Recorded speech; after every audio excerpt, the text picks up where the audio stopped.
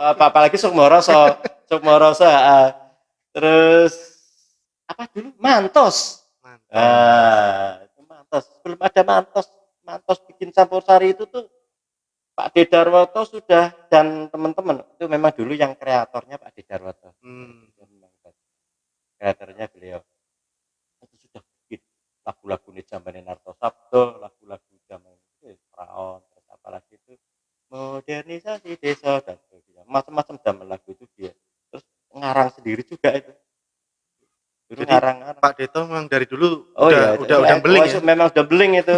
Di dunia musik. Sekarang aja gak cundel sekarang. Kakean duit. Maaf. Ini kalau berbicara tentang Pak Deto saya juga kagum sih. Cuman dari dulu sudah berkiprah di dunia musik. Sampai sekarang Sukmoroso nih Om. Sukmoroso ini berarti kan juniornya Om Bud juga. Iya. Sukmoroso udah berapa dekade? Berapa generasi ya? Ini Pak Deto masih ikut juga ini di Sukmoroso. Kurang ajar dia memang. Saya sudah agak pensiun tapi masih saya nggak tahu. Apa mungkin ada penyanyi cewek nggak? Ada. 3. Alah itu modus mungkin. Enggak, Pak De. Berbicara Pak De Darwoto, seniman sungguhnya adalah beliau. Beliau itu dari awal beling zaman ikut loner itu sudah bermusik ya. Dia memang sudah bermusik sampai dengan sekarang. Jadi generasinya beliau yang dulu sudah banyak yang akhir, bahkan sudah banyak yang meninggal. Sudah banyak yang Pak meninggal. Deto belum ya?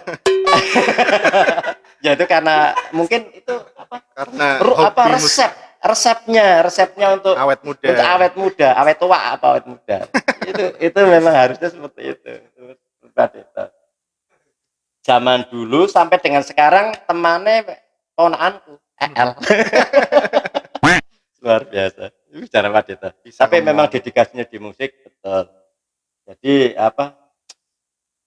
seperti saja mungkin karena faktor usia sudah capek, fisik sudah agak sakit-sakitan, ya minta doa teman-teman aja biar sehat. Tapi ya memang kondisi seperti itu, jadi terkadang kalau agak malam dikit ya kita sudah tidak kuat, atau kalau malam melek ya pagi harus harus diganti dengan tidur kan. Kalau enggak ya sudah alamat minum obat. Nah, artinya sampai itu, tapi Pak Dedarwoto luar biasa. Ya sampai itu. Saya di Sukmoroso itu yang bisa melawan saya dalam begadang itu. Itu Mas Devi. Kajine ya. Tapi kita berdua nggak mampu melawan Pak Deto. Kita mau bubar Pak Deto datang. Dan yang bisa melawan AL nanti Pak. Oke ya. Tadi Om Bud membahas di PNS ini, Om Bud itu sebenarnya di mana? Wah, ya itu. Sayangnya saya di PNS, tapi saya syukuri itu di PNS. Mungkin itu jalan hidupnya saya. Di mana sekarang? Saya sekarang di Dinas Pangan dan Pertanian Kabupaten Batang. Sebelumnya pernah di Kecamatan Tulis dari tahun 90 sampai tahun 2002, kemudian di Dipenda sampai 2005, kemudian di bagian administrasi pembangunan sampai 2008.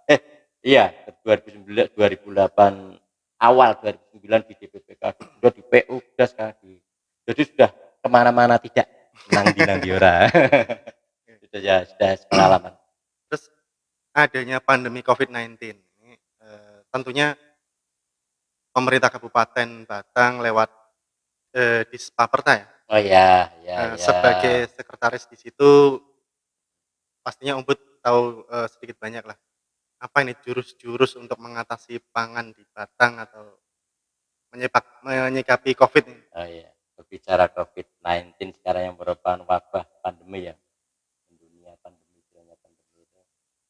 Memang semuanya harus mau nggak mau, suka nggak suka, harus menghadapi itu. Harus kita hadapi, kemudian sebisa mungkin harus kita cegah, kita antisipasi dengan segala ikhtiar dan usaha.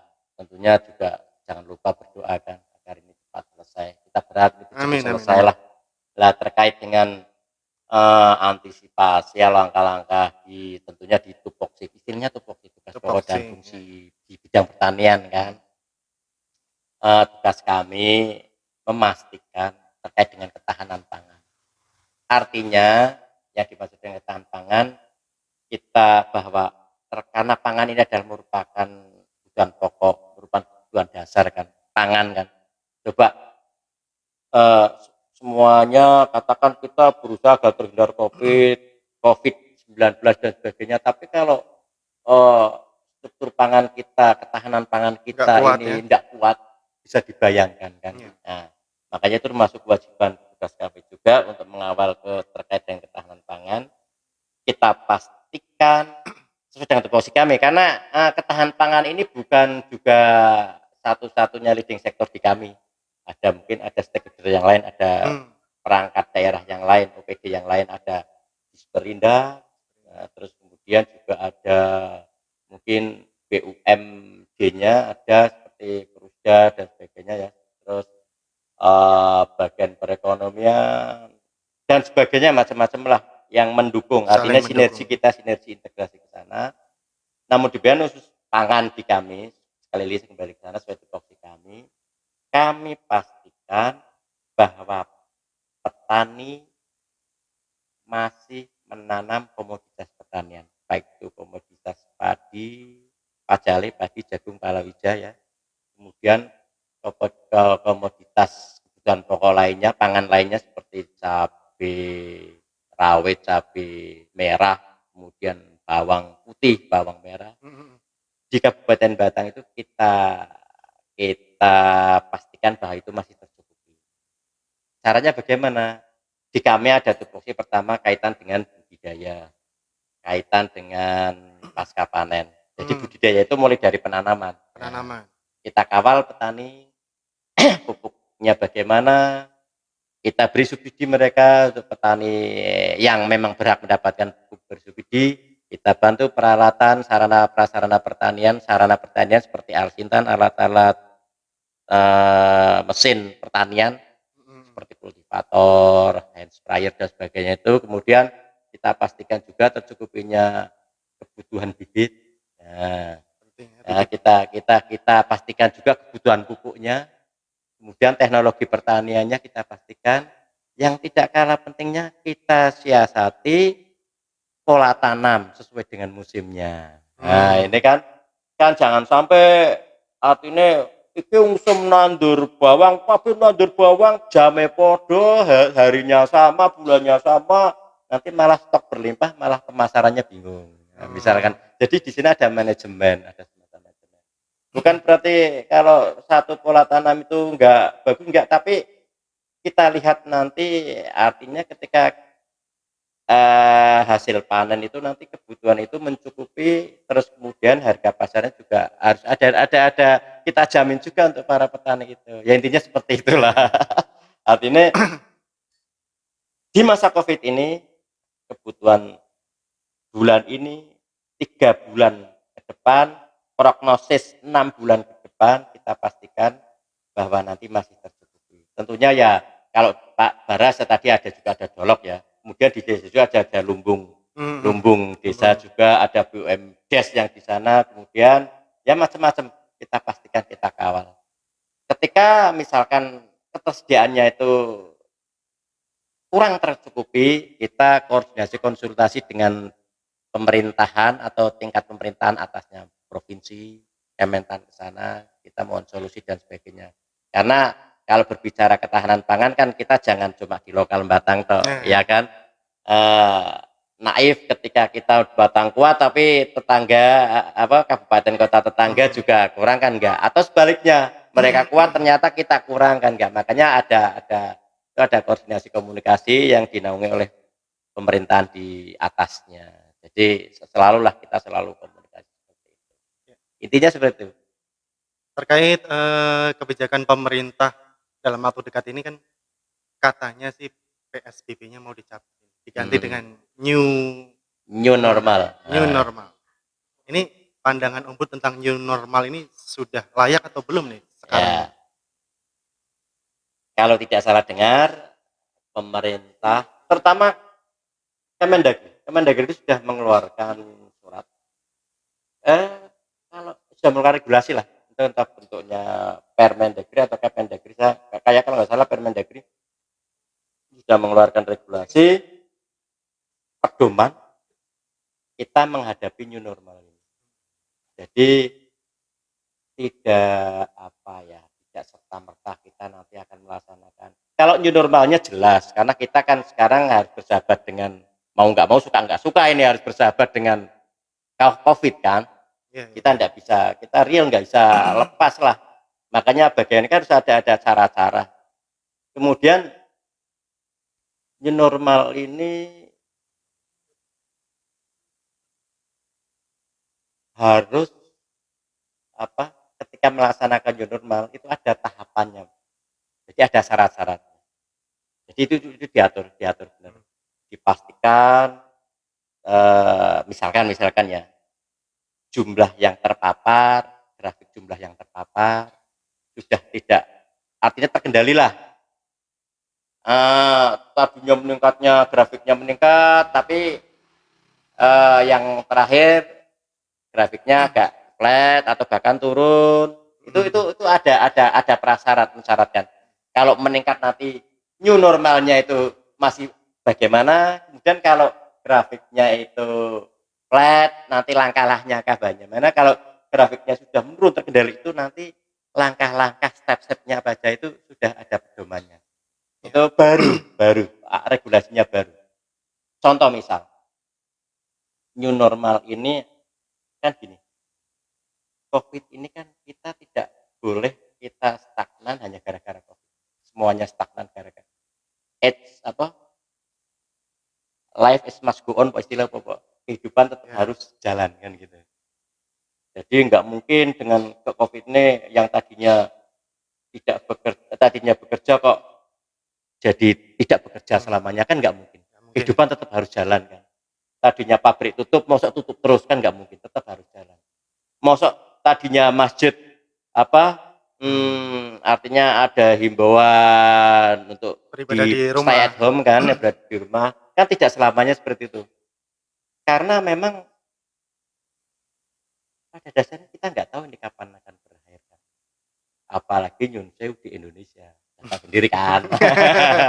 Ayo, ada himbauan untuk ke masjid, tidak ke masjid, nanti yang tidak ke masjid nanti melihat yang di mall rame geger kan gitu. Jadi pemerintah serba salah juga itu, pemerintah, kasihan pemerintah. Kasihan kami itu loh. Ketika ada himbauan tidak ke mall dapat BLT langsung untuk dibelikan kebutuhan pokok untuk makan, ternyata belanja lebaran. Ya itulah kondisi masyarakat kita. Artinya tingkat daya kebutuhan kita masih seperti ini, sehingga ini penyebab entah kapan COVID ini. Ya moga-moga kita berdoa. Jadi intinya untuk penghambatan penularan COVID-19 ini masyarakat juga harus ikut andil juga semuanya. Ya, kalau semakin banyak yang disiplin, insya Allah target itu bisa nanti bisa tercapai. Itu sebetulnya memutus mata rantai, memutus penyebaran. Kalau semuanya disiplin di rumah 14 hari semuanya, tapi ya selesai sebetulnya. Karena apa, nanti sudah kelihatan yang kena dan nanti yang tahan kebal, new normal kan nanti bagian new normal kan juga termasuk siapa yang kebal, yang kuat dan sebagainya, seleksi alam itu. Ya kalau yang nggak tahan nanti kan otomatis periksa dan sebagainya, otomatis penanganannya kan juga itu sudah ada penanganan artinya standar protokol COVID dan sebagainya. Tentunya kita juga berharap semoga ini cepat selesai ya Om ya. Iya, kita berharap. Terutama anak-anak Sukmoroso ini Om nggak pernah manggung. Nah, kasihan juga kan, ini dunia seni ini. Kalau saya jadi DPR ini yang saya perjuangkan karena orang seni dan bahasanya enggak artinya gini. Makanya kita tetap kehidupan kan harus berjalan. Dan tidak mungkinlah orang-orang pekerja seni seperti kita inilah, saya anggap termasuk saya juga kan. Kita ini bekerja ini masuk stagnan, kita off terus kan nggak mungkin. Kita masih tetap bisa berkreasi, kita masih bisa mengaktualisasikan kreasi kita kan. Bisa nompo job, bisa tarkam, membuat orang lain bahagia, melihat kita ya puas ketika ketika kita bisa menyajikan sesuatu yang terbaik kan. Lah kalau mau seperti ini terus, kalau ini tidak diberlakukan nanti new normal kan kapan nanti kita kan tidak bisa, orang-orang teman-teman seni tidak bisa jalan juga. Iya.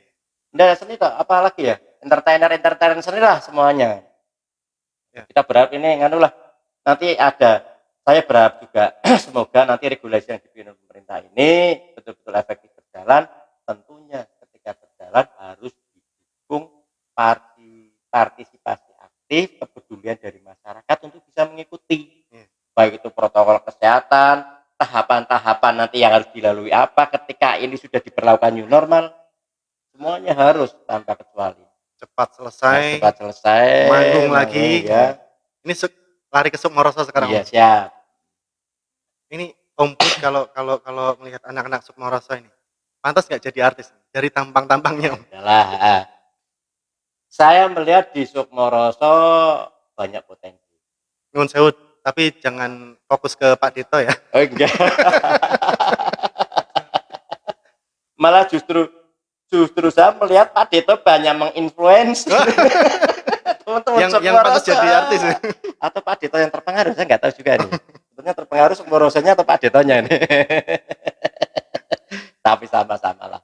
Sukmoroso ada potensi luar biasa. Saya pun agak gelo nggak sampai saat ini belum bisa bergabung secara eksis. Tapi jangan khawatir, kalau saya ngikuti beritanya, saya ngikuti vlog-vlognya, saya mengikuti YouTube-nya, dan saya pun ngikuti ketika main di mana. Sampai kalau enggak tanya Omri, tanya Mas Devi, tanya siapa, Pak Dito ini main di mana dan sebagainya. Sebetulnya saya ingin ikut juga asli nih.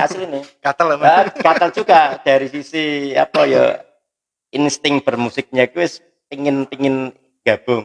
Tapi ya mungkin ya nanti suatu saat lah kalau ada kesempatan kita gabung. Tentunya di Sukmoroso dari sisi aransemen musik nih. Luar biasa. Kan Om Put kan nggak kaget ya, dulu ada folk song itu yang dari diatonik gabung pentatonik. Ini kalau dari musikalitasnya anak-anak Sukmoroso ini pastinya banyak yang kurang. Apa itu? Jadi gini, main bah grup beda dengan main sendiri. Ini yang perlu dipahami teman-teman dan mungkin semua pemirsa. Main di grup itu dibutuhkan saling memahami satu sama lain, saling toleransi antar satu sama lain, kemudian mengesampingkan ego sektoral atau ego pribadinya untuk harmonisasi di sebuah grup ini dengan berbagai macam karakter, dengan berbagai macam tugas di grup. Kan ada yang bertugas mungkin Mas Bowo ngebas, Mas Yeyen, Mas Devi pegang sarung dan sebagainya. Kan masing-masing punya tugas sendiri, dimana masing-masing punya tugas sendiri, tapi ketika nyampur jalan itu selaras. Artinya ya dimaksud selaras apa sih? Selaras ki kena anggar mlakune masing-masing dhewe egone dhewe-dhewe ya ana sing mlayu ya enggak selaras namanya. Jadi ono reme, ono ngegase. Jadi kita bikin irama ini selaras. Intinya itu. Jadi yang saya sampaikan adalah intinya ketika main di grup sebetulnya meskipun skill itu berpengaruh, tapi tidak dominan harus skill. Jadi harus pemahaman aten-aten sing bareng nang jerone suasana grup itu. Nuansa kebatinan itu harus menyatu. Kalau saya itu grup, beda sendiri. Kalau main sama misalkan solo ya. Solo itu memang ego ya masalah. Harus skill kita tonjolkan.